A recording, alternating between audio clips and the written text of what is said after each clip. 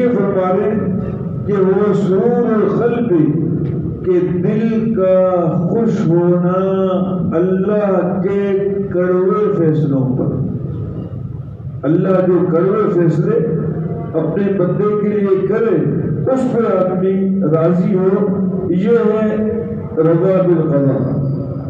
وقیل هو ارتفاع الجزع فی ای حکم کان. اللہ کا کوئی حکم بھی ہمارے سامنے آ جائے آدمی جزع فزع نہ کرے، رونا دھونا نہ ہو، کیونکہ اللہ کا فیصلہ ہے، کریم ذات کا فیصلہ ہے. وقیل استقبال الاحکام بالفرح. بعض نے کہا کہ رضا بالقضاء یہ ہے کہ اللہ کے احکام کا استقبال کرنا خوشی کے ساتھ، خوشی. رمضان آ رہا ہے، بہت سے لوگ ڈر رہے ہیں کہ رمضان آ رہا ہے، روزے رکھنے پڑیں گے، تراویح پڑھنی پڑے گی. انا للہ و انا الیہ راجعون. میرے پیارو، من نکردم خلق تا سودے کنم بلکہ تا بربندگا جودے کنم. میں نے اپنے بندوں کو اس لیے پیدا نہیں کیا کہ اپنے بندوں سے کوئی فائدہ حاصل کرو. ہاں، میں نے اپنے بندوں کو اس لیے پیدا کیا کہ ان پہ رحمتوں کی بارش اور اپنے سخاوت کے سارے دروازے اپنے بندوں کو کھول. تو رمضان میں کیا ہے؟ اللہ تبارک و تعالیٰ کی جانب سے رحمتوں کے دروازے بندوں کے لیے کھل جاتے. اس لیے میں نے اس کے بعض حضرات فرماتے ہیں استقبال الاحکام بالفرح. اللہ تبارک و تعالیٰ کے احکام کا استقبال کرنا بشاشت کے ساتھ. اسی لیے آپ نے دیکھا ہوگا کہ علماء جو مسائل بیان کرتے ہیں رمضان کے مہینے میں، گرمی کا مہینہ ہے اور آدمی کو پیاس لگ رہا ہے، یہ آدمی بار بار کہہ رہا ہے کہ یہ شدید گرمی ہے اور بار بار جا کے غسل کرتا ہے. تو علماء نے اس زبان سے کہنے کو مکروہ قرار دیا، اس لیے کہ اللہ کے احکام کو بشاشت کے ساتھ آدمی قبول کرے. وقیل سکون القلب تحت مجاری الاحکام. کہ اللہ کے جتنے بھی حکم آئیں ان میں دل مطمئن رہے، دل میں کوئی بات معاذ اللہ ثم معاذ اللہ کے ذات کے خلاف نہ آئے. اور ایک روایت میں ہے کہ رسول پاک علیہ الصلوۃ والسلام نے فرمایا ذاق طعم الایمان من رضی باللہ ربا وبالاسلام دینا وبمحمد نبیا وبمحمد رسولا. کہ وہ آدمی ایمان کے مزہ کو چکھ لیتا ہے جس میں 3 باتیں ہوں. پہلی بات یہ کہ اللہ کے رب ہونے پہ راضی ہو، کہ اللہ میرا رب ہے، اللہ کے رب ہونے پہ راضی. نمبر 2، اسلام میرا دین ہے، اسلام کے اپنے دین ہونے پہ راضی ہو. نمبر 3، محمد میرے رسول ہیں، میرے نبی ہیں، اس پر راضی ہو. ایک اور روایت میں ہے من قال حین یسمع النداء، کہ جو آدمی اذان کے وقت یہ دعا پڑھے، جو آدمی اذان کے وقت یہ دعا پڑھے رضیت باللہ ربا وبالاسلام دینا وبمحمد رسولا غفرت له ذنوبہ. جو آدمی اذان کے وقت یہ دعا پڑھ لے اللہ تبارک و تعالی اس کے تمام گناہوں کو معاف فرما دیتا. دعا تو امید ہے کہ سب کو یاد ہو، رضیت باللہ ربا وبالاسلام دینا وبمحمد صلی اللہ علیہ وسلم رسولہ. بہت آسان دعا ہے، ان دعاؤں کو یاد رکھیں. یہ دونوں روایتیں تقریباً ایک جیسی روایتیں ہیں، لیکن پہلی روایت کا تعلق عام ہے، اس میں ایمان کی حلاوت کا ذکر ہے، اور دوسری روایت کے الفاظ بھی وہی ہیں، لیکن یہ خاص ہے اذان کے وقت، اور فائدہ اس کا بتلایا گیا کہ اللہ تبارک و تعالیٰ گناہوں کو معاف فرماتے ہیں. ان دونوں روایتوں کا خلاصہ کیا ہے؟ قد تضمن الرضا بربوبیتہ سبحانہ وإلوہیتہ، کہ اس روایت کے اندر اللہ تبارک و تعالیٰ کی الوہیت، اللہ کی ربوبیت، کہ اللہ الہ ہیں، اللہ الہ ہیں، معبود برحق ہیں. نمبر 2 اللہ رب ہیں، اس پہ بندہ راضی.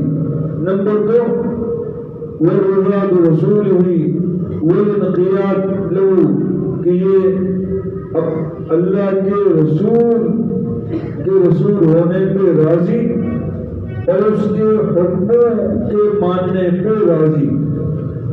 اور دین پہ راضی ہونے کا کیا مطلب؟ کہ آدمی اپنے آپ کو، اپنے تمام خواہشات کو دین کے تابع کرے، خود ہماری کوئی خواہش نہ ہو، تمام خواہشات کو دین کے تابع کرے. وَمَنِ اجْتَمَعَتْ لَهُ هَٰذِهِ الْأَرْبَعُ فَهُوَ الصِّدِّيقُ حَقًّا، جس آدمی میں یہ 4 صفات موجود ہوں، جو اللہ کے الوہیت ربوبیت پہ راضی ہو، اللہ کے رسول کی رسالت پہ راضی ہو، اور اسلام کے دین ہونے پہ راضی ہو، تو وہ حقیقی صدیق ہے، وہ حقیقی صدیق ہے. یاد رکھیے، محنت کرنے کے بعد، دینی مجالس میں بیٹھنے کے بعد، اللہ والوں کے صحبت میں بیٹھنے کے بعد اس بات کا سمجھنا بہت آسان، اس پہ عمل کرنا بہت آسان ہو جاتا ہے. ابو علی الدقاق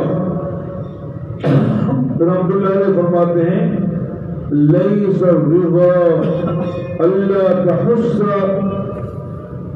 بالبلا، کہ رضا یہ نہیں ہے کہ آپ کو تکلیف محسوس نہ ہو.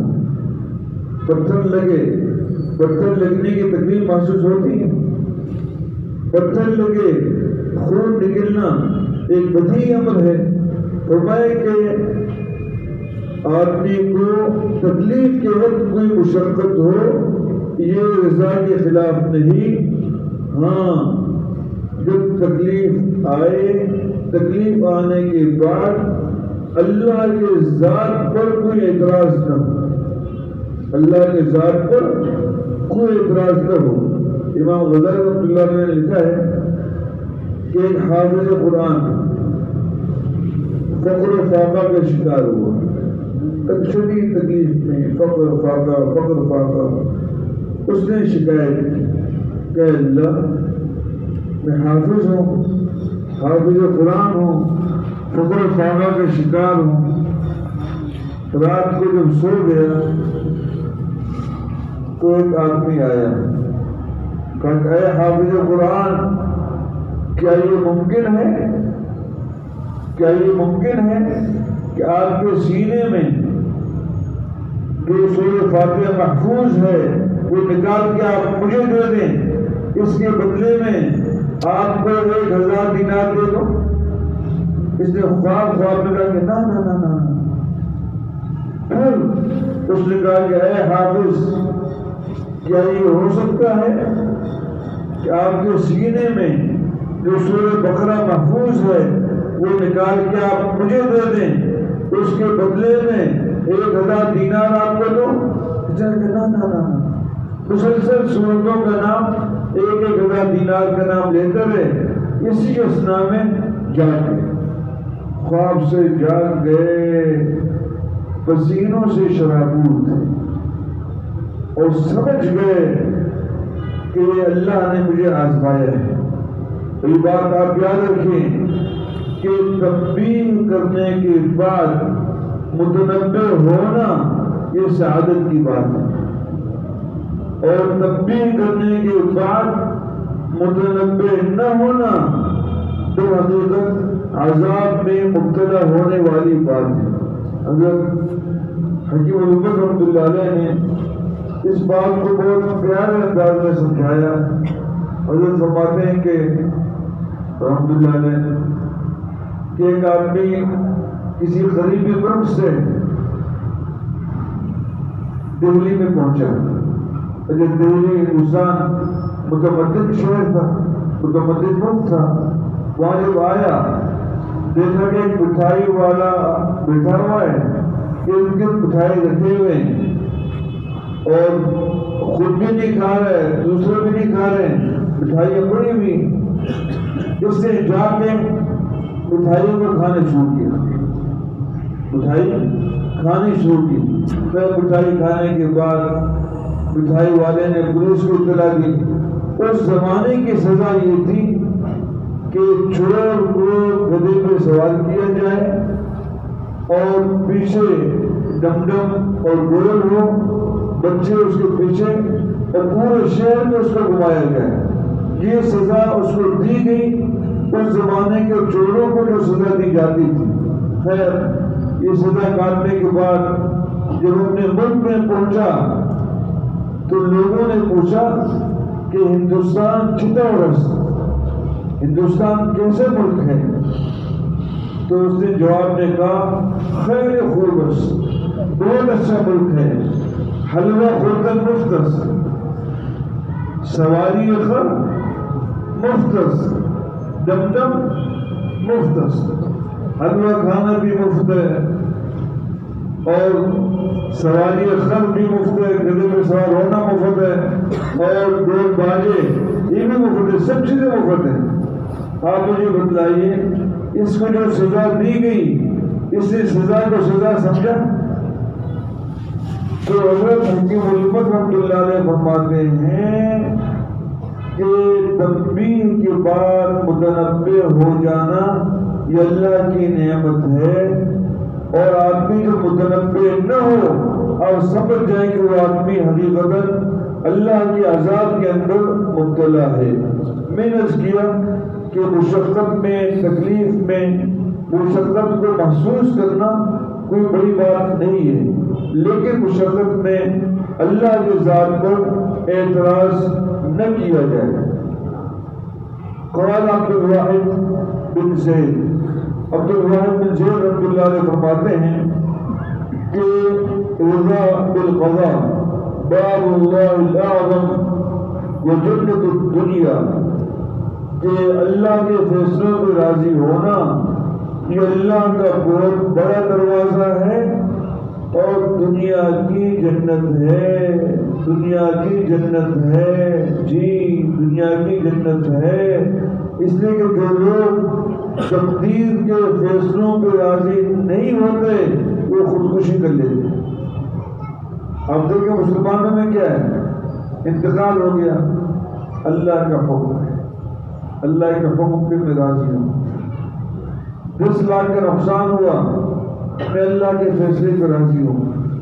تقدیر پر ایمان لانے کی وجہ سے آدمی دل کے گہرائی سے مطمئن ہوتا ہے. اس لیے مسلمانوں میں خودکشی بہت کم ہے، مسلمانوں میں خودکشی بہت کم ہے. کافروں میں خودکشی بہت زیادہ ہے، اور کافروں میں مردوں کے بنسبت عورتوں میں خودکشی بہت زیادہ ہے. اس لیے کہ وہ بیچارے رضا بالقضاء سے بہت دور ہیں اور تقدیر پر ایمان لانے سے بہت دور ہیں. وَاعْلَمْ أَنَّ الْعَبْدَ لَا يَكَادُ يَرْضَى عَنِ الْحَقِّ سُبْحَانَهُ وَتَعَالَى إِلَّا بَعْدَ أَنْ يَرْضَى مِنْهُ الْحَقُّ سُبْحَانَهُ وَتَعَالَى. ایک بزرگ ایک مسئلہ بتانا چاہتے ہیں، وہ یہ ہے کہ پہلے اللہ بندے سے راضی ہوتے ہیں، پھر بندہ اللہ سے راضی ہوتا ہے۔ پہلے اللہ بندے سے راضی ہوتے ہیں، پھر بندہ اللہ سے راضی ہوتا ہے۔ ایک مشہور بات ہمیشہ آپ نے سنی ہوگی کہ ایک اللہ والے نے کہا کہ مجھے معلوم ہے کہ اللہ مجھے کب یاد کرتے ہیں۔ لوگوں نے کہا کہ آپ کو کیسے معلوم؟ کہا کہ جب میں اللہ کو یاد کرتا ہوں اللہ مجھے یاد کرتے ہیں۔ فاذکرونی اذکرکم، تم مجھے یاد کرو میں تمہیں یاد کرتا ہوں۔ تو قرآن کریم کی جو آیت ہے رضی اللہ عنہ ورضوا عنہ، یہ لوگ اللہ سے راضی ہوا اور وہ اللہ سے راضی ہوئے۔ اللہ کی رضا مقدم ہے، اللہ کی رضا مقدم ہے۔ تو ایک استاد اور شاگرد کا مکالمہ بھی میں آپ کو سنا دیتا ہوں۔ ابو علی الدقاق جو اکابر صوفیہ میں سے تھے فرماتے ہیں کہ ایک شاگرد نے اپنے استاد سے کہا هل يعرف العبد ان اللہ تعالی راض عنہ، کیا بندے کو پتہ چل سکتا ہے کہ اللہ اس سے راضی ہے یا راضی نہیں ہے؟ فقال الاستاذ لا، تو کیف ذلک، یہ تو ہو ہی نہیں سکتا کہ بندے کو معلوم ہو۔ فقال تلمیذ نے کہا الولی یعلم ذلک، ولی کو پتہ چل جاتا ہے۔ استاد نے کہا کہ کیسے؟ قال اذا وجدت قلبی راضیا عن اللہ علمت انه راض عنی، کہ جب مجھے یہ معلوم ہے کہ میں اللہ سے راضی ہوں تو اللہ مجھ سے راضی ہے۔